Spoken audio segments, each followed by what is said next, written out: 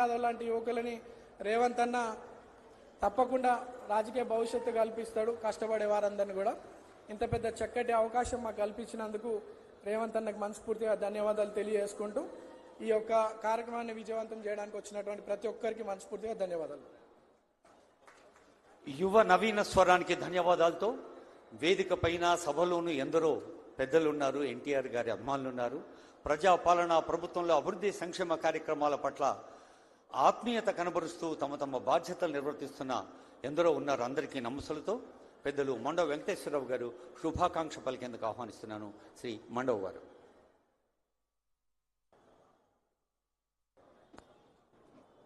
సభాధ్యక్షులు, సోదరులు, స్థానిక శాసనసభ్యులు నవీన్ గారికి, ఈనాటి ముఖ్య అతిథి మన రాష్ట్ర మంత్రివర్యులు గౌరవనీయులు రేవంత్ రెడ్డి గారికి, రాష్ట్ర పిసిసి అధ్యక్షులు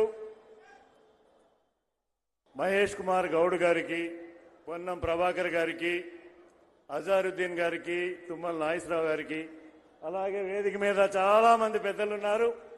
పేరు పేరున వారందరికీ శుభాభినందనలు తెలియజేసుకుంటూ నన్ను మాట్లాడమని కోరినందుకు ముందు నేనెంతో ధన్యుణ్ణి.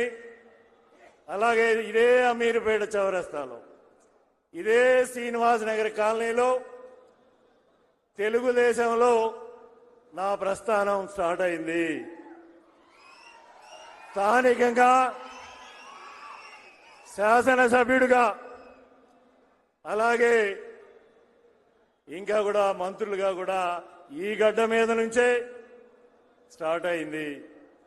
ఈ సందర్భంలో మా అందరికీ స్ఫూర్తినిచ్చి, తెలుగు జాతికి స్ఫూర్తినిచ్చి, తెలుగు జాతిలో విప్లవాత్మైన మార్పులు, సామాజిక మార్పుల్ని తీసుకొచ్చినటువంటి మహానుభావుడు, ప్రత్యేకంగా తెలంగాణలో ఆనాడు అణగారిన పరిస్థితుల్లో అందరికీ స్వాతంత్రాన్ని, యువకుల్ని మేల్కొల్పి మన ప్రాంతాల్లో ఉన్న రాడికల్స్లో కూడా వాళ్ళ తుపాకీలు బట్టి యుద్ధం చేశారే తప్ప సమాజంలో మాట్లాడే యువతని మేల్కొల్పి వాక్ స్వాతంత్రాన్ని ఇవ్వలేదు.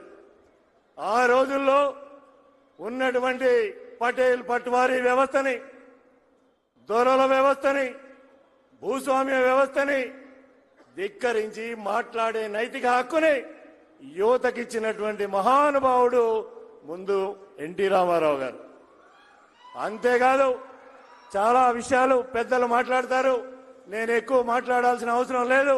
వారికి అవకాశం ఇస్తూ సామాజికంగా మార్పు రావడానికి ఈ రోజున రాష్ట్ర రాజకీయాల్లో, అక్కడ ఉన్నటువంటి ఉమ్మడి రాష్ట్ర రాజకీయాల్లో రాజకీయ నాయకులు ముందుకు వచ్చింది అంటే ఆయన స్థాపించినటువంటి తెలుగుదేశం పార్టీగా చెప్పట్లేదు, కానీ మా అందరికీ ఉత్తేజాన్ని ఇచ్చి ఆయన స్టేజీల మీద స్పీచ్లు ఇచ్చి ప్రచారంలో మాట్లాడుతూ ఉంటే మా రోమాలు నిక్కబొడిచాయి.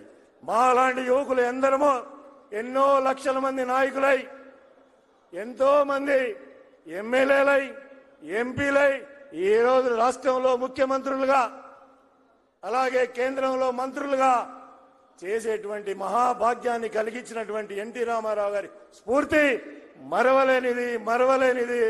ఆయన ఈ తెలుగు జాతికి ఇచ్చినటువంటి వన్య మరవలేనిది. ఇంకా కూడా చిరకాలం తెలుగు జాతి ఉన్నంత వరకు ఈ రెండు రాష్ట్రాల్లో మహానుభావుడుగా ఎవరెన్ని రాజకీయాలు మాట్లాడినా ఆయన మహానాయకుడుగా.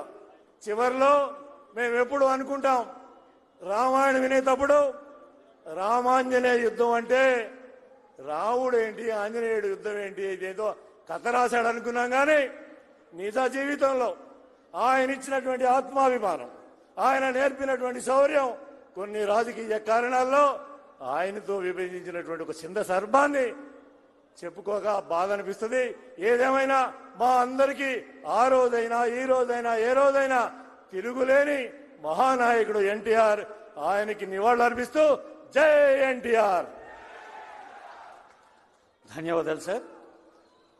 అనుభవం పండిన బృంద సారథి ప్రభుత్వం పార్టీల మధ్య పటిష్ట వారధి ఆనరబుల్ ఎమ్మెల్సీ మహేష్ కుమార్ గౌడ్ గారి శుభాకాంక్ష.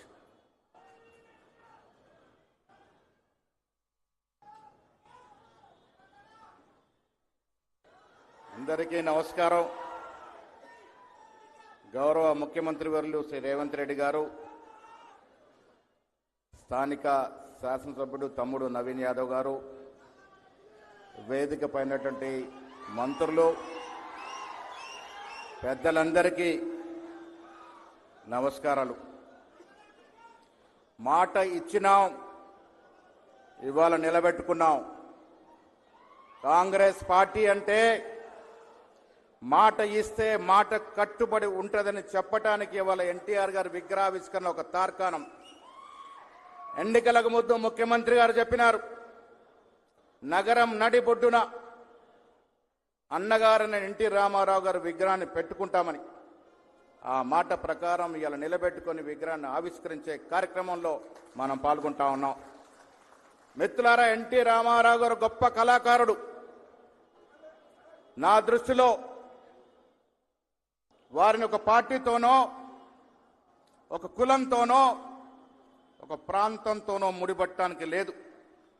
యావత్ ప్రపంచంలో ఉన్నటువంటి తెలుగు వారికి ఆయన అన్నగారు.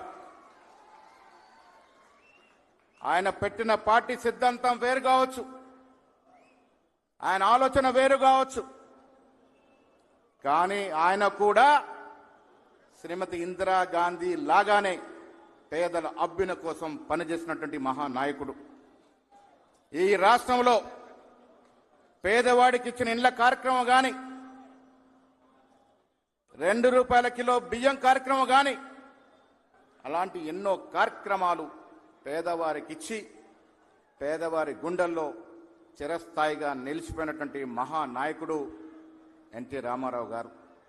మిత్రులారా, కాంగ్రెస్ పార్టీ సంస్కృతి కళల్ని, కళాకారుల్ని గౌరవించుకోవడం అరుదైన గౌరవంగా ఇవాళ నడిబొడ్డున ఎన్టీ రామారావు గారి విగ్రహాన్ని ఆవిష్కరించుకోవడం అంటే యావత్ తెలుగు జాతిని గౌరవించినట్టుగా భావించాల్సిందా ఈ సందర్భంగా మనవి చేస్తా ఉన్నాను. ఆనాడు ఇందిరాగాంధీ, తర్వాత ఎన్టీ రామారావు వలె ఇలా రాష్ట్ర ముఖ్యమంత్రి రేవంత్ రెడ్డి గారు కూడా పేద ప్రజల కోసం శ్రేయస్సు పడుతూ వారికి అందాల్సిన ఫలాలు ఇస్తూ పోతా ఉన్నారు. మిత్రులారా, ఎక్కువ సమయం తీసుకోను.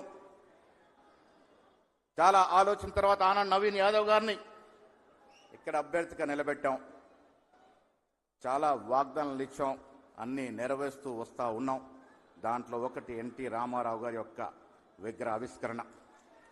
మీకు తెలుసు, రేవంత్ రెడ్డి గారి నేతృత్వం ఎంత గొప్ప మెజారిటీతో జూబ్లీహిల్స్ గెలిచామో, అదే మాదిరిగా వచ్చే ఎన్నికల్లో రాష్ట్రం మొత్తంలో 100 సీట్లకు తగ్గకుండా గెలిచి కాంగ్రెస్ పార్టీకి రాష్ట్రంలో తిరుగు లేదు అనేటువంటి నిదానాన్ని స్థాపించబోతా ఉన్నాం. మిత్రులారా,